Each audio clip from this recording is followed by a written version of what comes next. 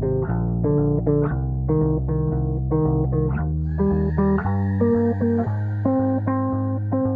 to the TPL Show, a podcast dedicated to the study and discussion of leadership. Join us as we share relevant, simple, and lasting methods for improvement that can be used to lead from any level in any organization.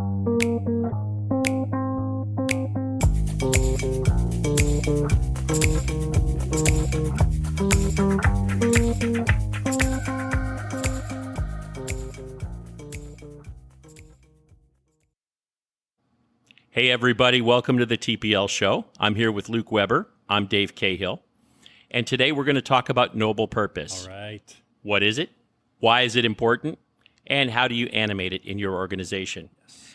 Before we dive into that, we'll cover briefly what we did in episode 1, define TPL. So Luke, can you do that for us? Can you define TPL? Yeah, Dave, in episode 1, we talked about what TPL actually was. We talked about how important leadership is.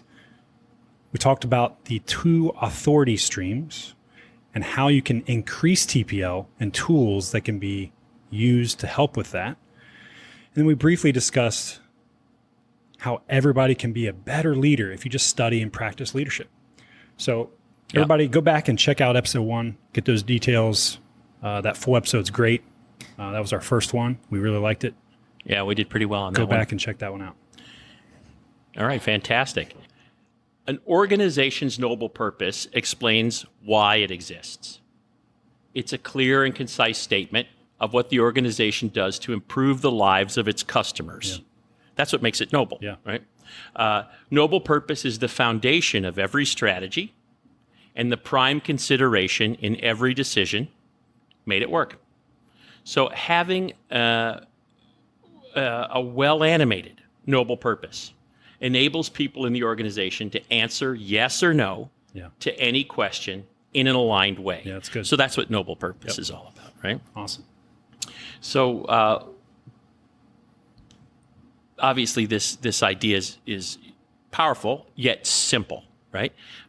So let's kind of walk through this. So our next point of discussion then, knowing what noble purpose is why is it important? So why is noble purpose important to an organization? Yeah, Dave, let's jump into why noble purpose is important, right? So I think there's a few things. First thing, I think it's the right thing to do. Second thing, it attracts and retains talent, especially long term. Yeah, it sure seems to. You obviously make more money. You're more successful if you drive through noble purpose into your culture, right? Yeah. So let's talk about the first thing. It's the right thing to do. Naturally, the companies that do the right things tend to be the ones that are more successful. Yeah. Right? Long term. Yeah. I mean, I've seen it over my career. The companies that don't do the right things or focus on bad things per se. I mean, we don't really know what specifically those bad things are, but they tend to fail over time. Yeah. They might succeed initially. Yeah. They cut corners, break rules, disregard compliance. Exactly. I mean, I've seen it time and time again. Long term, they're going to fail. Sure. Right. So what about the second thing? So attracting and retaining talent. Yeah. So this is a very interesting thing because there's been a shift in the last few years, kind of a generational shift. So I'm a boomer, right?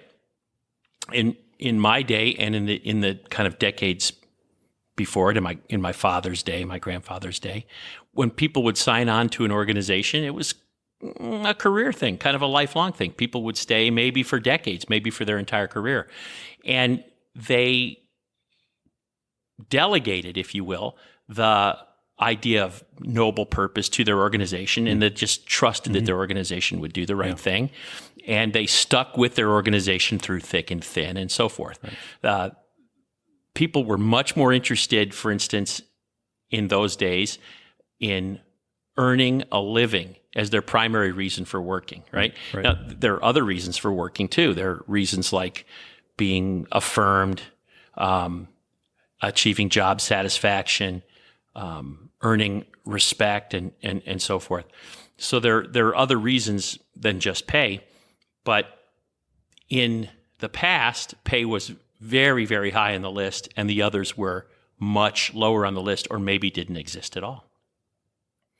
As time goes on, that becomes less and less of a concern. So in the generations that we see today, the last couple of generations, the newest one working and the one before it, people tend to be much less interested in money as the baseline. It's not that they don't need to earn a living. That's not it at all. But they tend to be less concerned about this idea of earning. They own fewer houses. They own fewer cars. They're much more mobile. Less possessions. And so their kind of focus in life is more on these higher order things. The idea of satisfaction, respect at work, job fulfillment, and so forth. So an interesting thing we see, for instance, about 50% of people from these generations will turn down a job offer if they perceive that the organization that's offering them work doesn't have values that align with their personal values. Well, this is unheard of in decades before, but today this is very, very common. So if you don't even have a purpose, a vision and values, if you don't even have those existence type statements, you're not very attractive to the people that are coming into the workforce today. I'd say a high percentage of today's generation won't even apply to a job if the company's vision, values don't align with theirs. Yeah, right? They say, absolutely. Hey, these guys aren't doing what I would like to do, so I don't want to join this group. I don't want to join this company. Yeah. Right? So this becomes a very serious issue of attracting and retaining talent. Yeah. That makes sense. Yeah. So the other issue, the issue that it's more profitable. Yeah. This is very interesting. So in the book Leading with Noble Purpose, written by Lisa Earle McLeod, she talks about this idea of money and meaning, and that money doesn't inspire anyone, but meaning inspires people.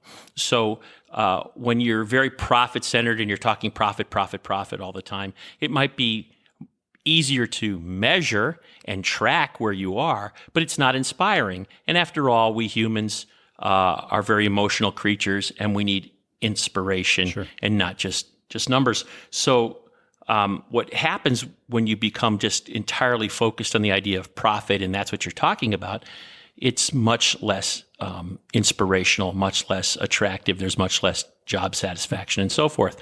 When you go after meaning, noble purpose, people become more engaged. They become more invested, devoted to the purpose at work and so forth.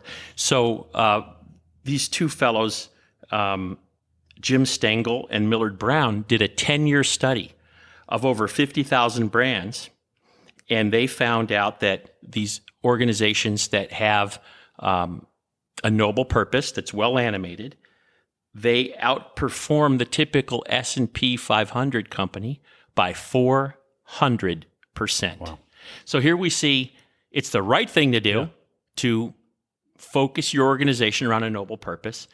It attracts and retains the talent that you're looking for, and you will make more money doing it. You'll be more successful. To the tune of 400%. To the tune of 400%. Yeah, that's crazy. That's good. All right, so those three things. How do we know that all three of those things are true?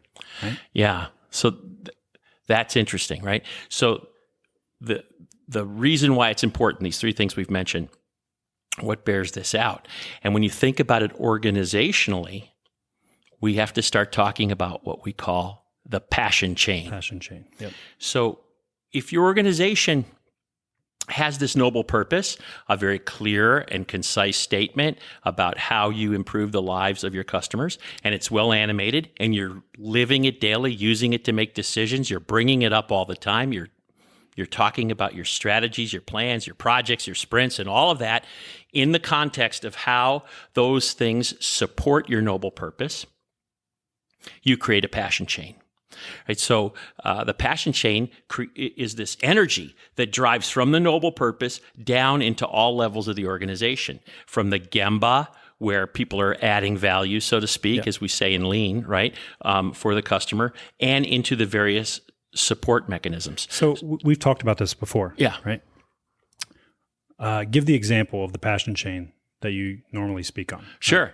So when I was first learning about leadership, I'm still learning today, right? We leaders study all the time, but yeah, nonstop. When I was first learning about leadership, someone shared a story with me about a general, and it was wartime. The general, World War II, as a matter of fact. So the general wanted to visit the front line, check on the condition of the troops up in the battle zone, and inspire them and so forth. So as he proceeded to the front line, he came across a kitchen unit. And it's just back from the front line. Its mission is to make, hot food for the troops that are doing the fighting, and keep them filled with energy and nutrition and all that. And so he comes into that tent, and there's a soldier there working very hard, peeling potatoes and throwing the peeled potatoes into a pot to prepare them. And he asks the soldier, "What are you doing, soldier?" And the soldier says, "I'm fighting the enemy, sir." Yeah. And he's filled with vim and vigor and dedication. And that general looks at him and says, "You're not fighting the enemy. You're peeling potatoes. Those guys out there on the front line, they're the ones fighting the enemy." He killed it. And, he killed it. He killed the passion chain, right? So that soldier either was connected or connected himself to the purpose, even though he wasn't directly at the gamba, so to speak, where the action was taking place, but he was supporting the people. In his mind, he was doing the exact same thing they were. Yeah, and it was important and needful stuff, and that leader killed that passion chain. So there's kind of two lessons from that. One, don't kill the passion chain. Keep the passion chain alive, right? And the second is, if you don't have a noble purpose to connect to, you can't even establish a passion chain, right? So people start thinking of their jobs as, I load the truck. No, you're putting this important product onto that truck so that it arrives safely and on time so your customer can use it. And this is the passion chain. And we know that these three things are important because together they create this passion chain, which is essential for excellence. That's good. All right, so how can we animate a noble purpose in our organization, right? Yeah. So before we dive into that, let's just take a minute and talk about the potential distractor from purpose. And that is, sometimes people will use the word mission instead of purpose.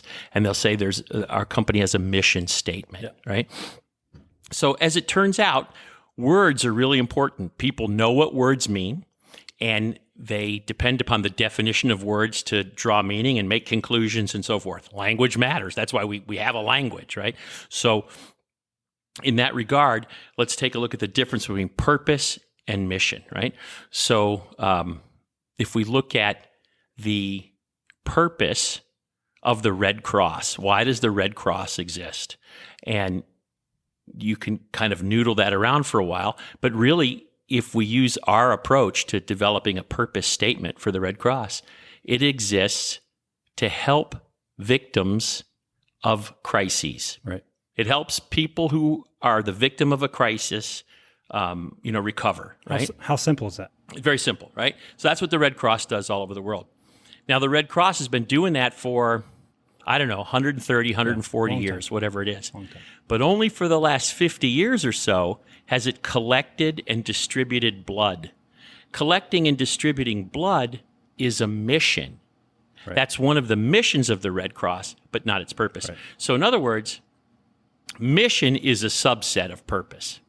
We have this overarching purpose, this reason for being as an organization, and then many missions that support that purpose. Missions can change. Missions can change. Purpose is permanent. And that's important that you bring that up, because if you say that the highest statement of existence in your organization is a mission, people feel, because they understand what words mean, it's not permanent. It's inconstant. Right. It's subject to change. And that's exactly what the the younger generations are trying to avoid. Right. They want to know what they're signing up for, and they want to understand what it's going to be in the long run, right?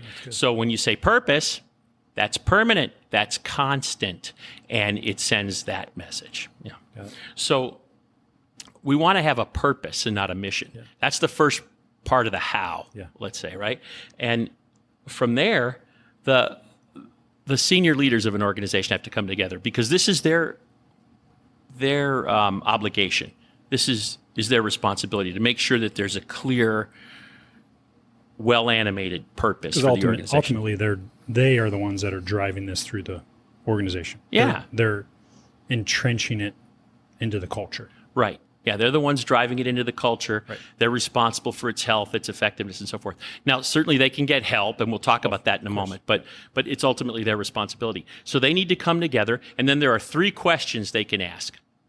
They ask, what does the world need? And they can kind of limit that to our customers. What do our customers need, right?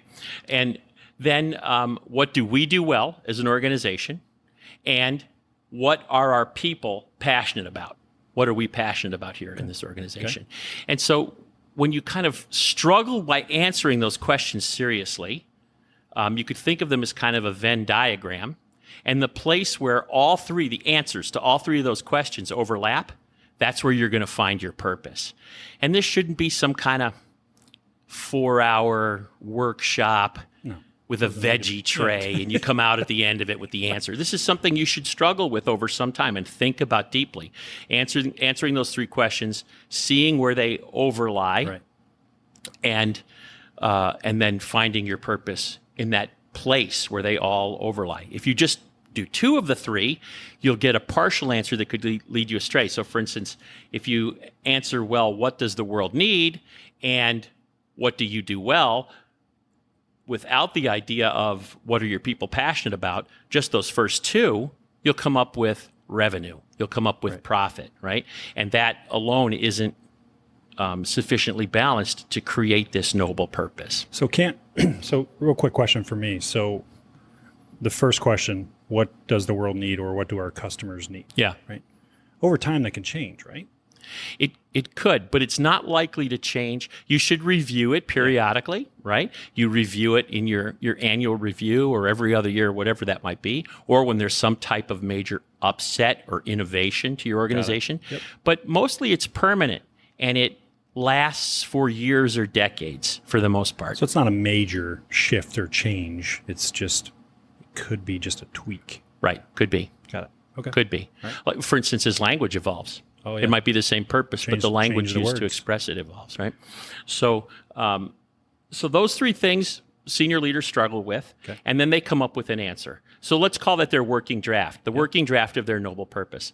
Then what they should do is go out to the organization in small groups, meet with people, ask them the same 3 questions, facilitate them through the struggle of answering those same 3 questions, then share what they came up with, their working model, note the similarities, make adjustments, create a feedback loop, and so forth.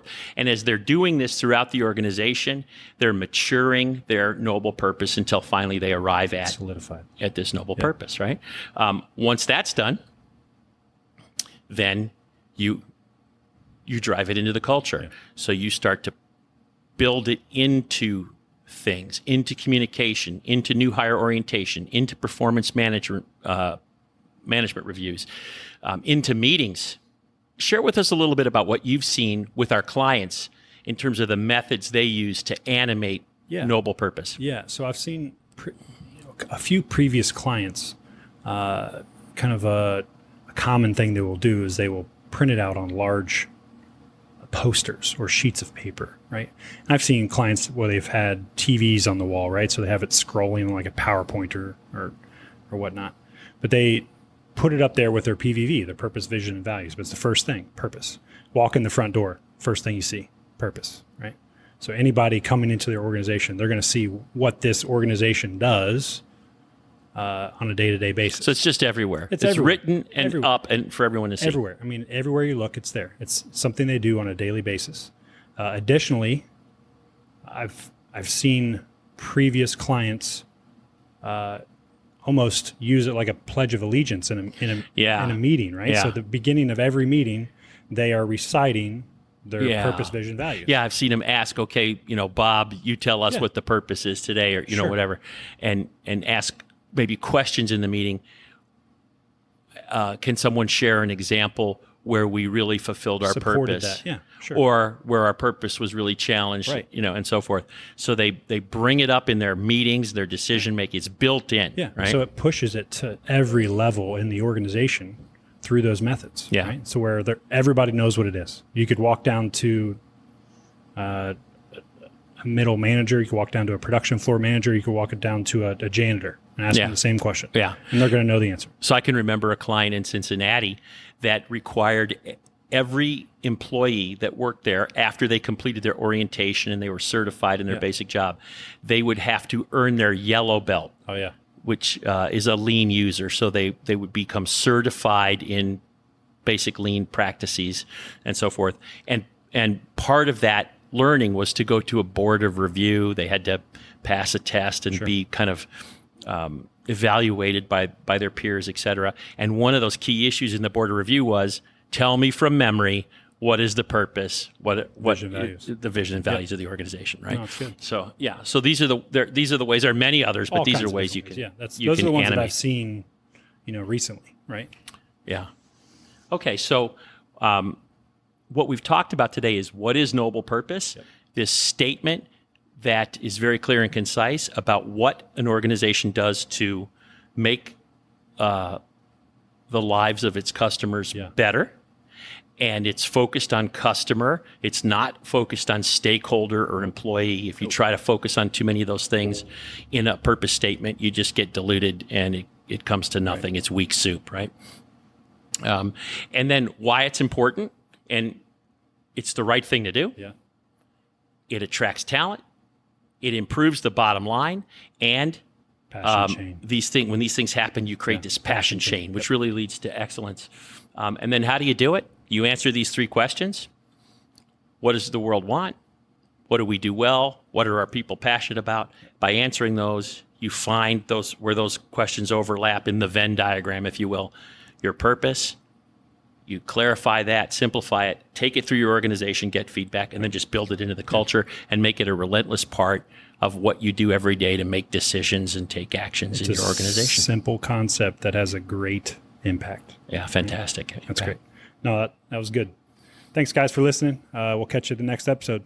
Thanks.